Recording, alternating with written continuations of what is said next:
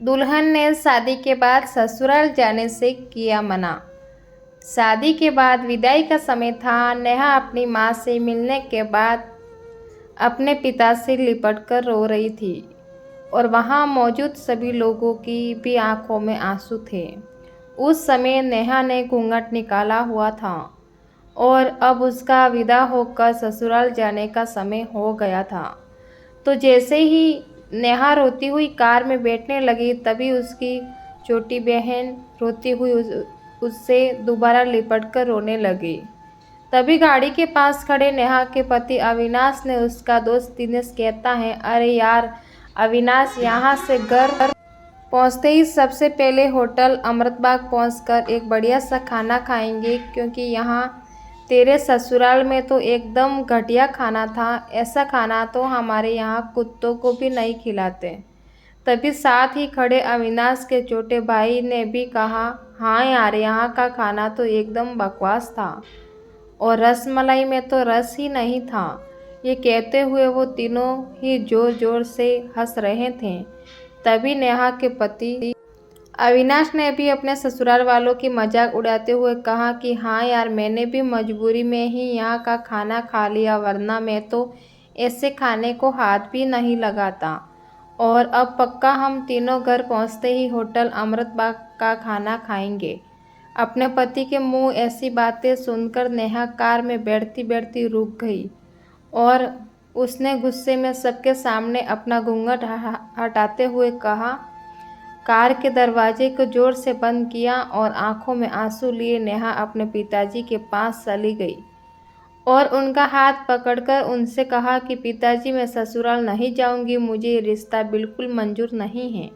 ये बात नेहा ने इतनी जोर से कहा कि सब लोग उसकी बात सुनकर हक्के बक्के रह गए। सब लोग नेहा के नज़दीक आ गए और नेहा के ससुराल वालों पर तो जैसे पहाड़ ही टूट पड़ा हो। वजह क्या थी ये किसी को भी समझ नहीं आ रहा था। तभी नेहा के ससुर राधेश्याम जी ने आगे बढ़कर नेहा ने पूछा कि नेहा बेटी, बात क्या है? तुम अचानक इस शादी होने के बाद अपनी विदाई होने के समय यूं शादी को नामंजूर कर रही हो। तभी नेहा कुछ देर चुप रहने के बाद अपनी आंखों में आंसू लिए अपने ससुर से बोली कि बाबूजी, आपको पता है मेरे माता पिता ने अपने सभी सपनों को मारकर हम सभी बहनों का इतना पढ़ाया लिखाया और काबिल बनाया, और आप जानते हैं कि एक बाप के लिए उसकी बेटी क्या मायने रखती हैं। वैसे आप और आपका बेटा कभी नहीं जान सकते, क्योंकि बाबूजी आपके घर में तो कोई बेटी ही नहीं है। और आप जानते हैं कि मेरी शादी में आने वाले बारातियों के लिए खाने पीने का एक भी कमी न रह जाए, इसलिए मेरे पिताजी पिछले 3 महीने से रात को 2 से 3 बजे तक जागकर मेरी माँ के साथ योजना बनाते थे कि रसोईया कौन होगा और खाने में बारातियों के लिए किस तरह का खाना बनवाना है और बारातियों को कहाँ बिठाना है, ताकि कहीं किसी को बुरा न लग जाए। और शायद आप नहीं जानते कि मेरी माँ ने पिछले 1 साल से एक भी नई साड़ी नहीं खरीदी, क्योंकि मेरी शादी में पैसों की कोई कमी न हो जाए। और आज भी मेरी शादी में मेरी माँ ने मेरी बड़ी बहन की साड़ी पहन कर खड़ी हैं, और ये तो कुछ भी नहीं, मेरे पिताजी ने 150 रुपये की इस शर्ट के नीचे कई सेद वाली बनियान पहन कर खड़े हैं, और ये सब सिर्फ इसलिए ताकि मेरी शादी में कोई कमी न रह जाए। लेकिन इतनी मेहनत करने के बावजूद भी आज इस शादी में आपके बेटे को रोटियां ठंडी लगी, उसके दोस्त को पनीर बकवास लगा और मेरे देवर जी को रसमलाई में रस ही नहीं मिला। और मेरे पति अविनाश जी कह रहे हैं कि वो ऐसे खाने को हाथ भी नहीं लगाते, बस उन्होंने तो मजबूरी में ही ये खाना खा लिया था। अगर सब कुछ इन्होंने मजबूरी में ही खाया तो इसकी क्या गारंटी कि मुझसे शादी भी ये अपनी खुशी से ही कर रहे हैं। कल को अविनाश जी ये भी कह सकते हैं कि मुझे भी इन्होंने मजबूरी में ही शादी की। और नेहा रोते हुए अपने ससुर से ये भी कह रही थी कि जिस माता पिता ने मेरी शादी के दिन देखा वह रात बस शादी की तैयारी में लगे रहे, उन माता पिता पर आज आपके बेटे और उनके दोस्त यूं जोर जोर से हंस रहे हैं और उनकी इतनी बेइज्जती कर रहे हैं। क्या आपके घर में माता पिता की इतनी ही इज्जत होती है?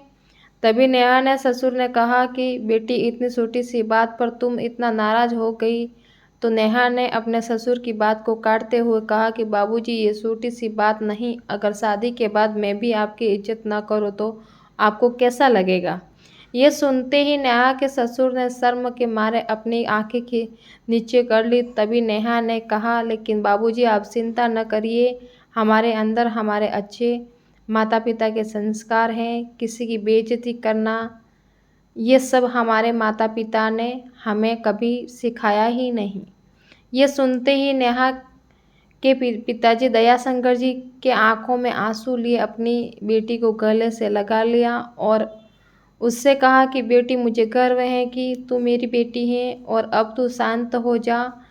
बेटी तुझे मेरी कसम है, तू इन्हें माफ़ कर दे और खुशी खुशी अपने ससुराल चली जा।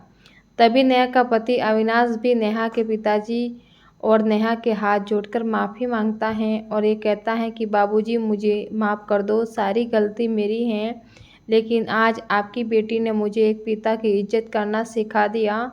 आज के बाद मैं हर किसी के माता पिता हमेशा इज्जत करूंगा। उसी वक्त नेहा के ससुर राधेश्याम जी भी आगे आकर अपनी बहू नेहा के सर पर हाथ रखकर कहते हैं कि मैं तो बहू लेने आया था, लेकिन ईश्वर बहुत कृपालु है, उसे मुझे एक बहू के रूप में एक बेटी दे दी और वो भी इतने अच्छे संस्कार वाली, जो कि माता पिता का भी इतना सम्मान करती हैं। और अब बेटी मेरे कहने से इन नालायकों को भी माफ़ कर दे, मैं हाथ जोड़ता हूँ तेरे सामने। तभी नेहा अपने ससुर जी के दोनों हाथ को पकड़ लेती हैं और कहती हैं कि बाबूजी आप मेरे पिता के समान हैं, कृपया आप मेरे सामने हाथ मत जोड़िए। तभी नेहा के पिताजी दयाशंकर जी भी कहते हैं, समधन जी आप मेरी बेटी के सामने हाथ जोड़कर कृपया हमें शर्मिंदा मत कीजिए।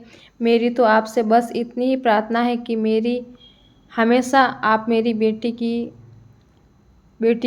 ही समझना और इससे कभी कोई गलती हो जाए तो इसे माफ़ कर देना। तो राधेश्याम जी अपनी संबंधी दयाशंकर जी का हौसला बढ़ाते हुए कहा कि आप बिल्कुल चिंता मत करिए, बल्कि अब तो नेहा बेटी ही हमारे पूरे घर को संभालेगी और अब ये ही हमारे घर की लक्ष्मी है। ये सुनकर नेहा के पिताजी बहुत खुश हो जाते हैं और अपनी बेटी को खुशी खुशी विदा कर देते हैं और नेहा अब राजी खुशी अपने ससुराल रवाना हो गई थी और अपने पीछे छोड़ गई आंसुओं की भीगी हुई अपनी माँ और पिताजी की आंखें और अपने पिता का वह आंगन, जिस आंगन में कल तक वो खूब हंसती खिलती थी, आज इस आंगन की सीढ़ियाँ उड़ गई किसी दूर प्रदेश में। तो दोस्तों बेटी का बाप का अभिमान एक अनमोल धन होता है और दोस्तों अपनी छाती पर पत्थर रखकर वो अपनी प्यारी बेटी और अपने जिगर के टुकड़े को उसकी शादी करके उससे विदा करता है।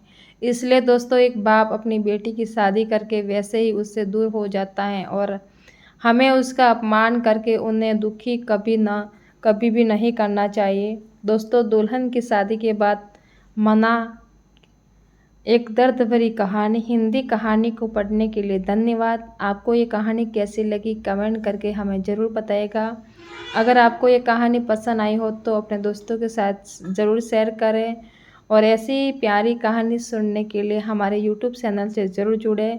जय हिंद, जय भारत, वंदे मातरम।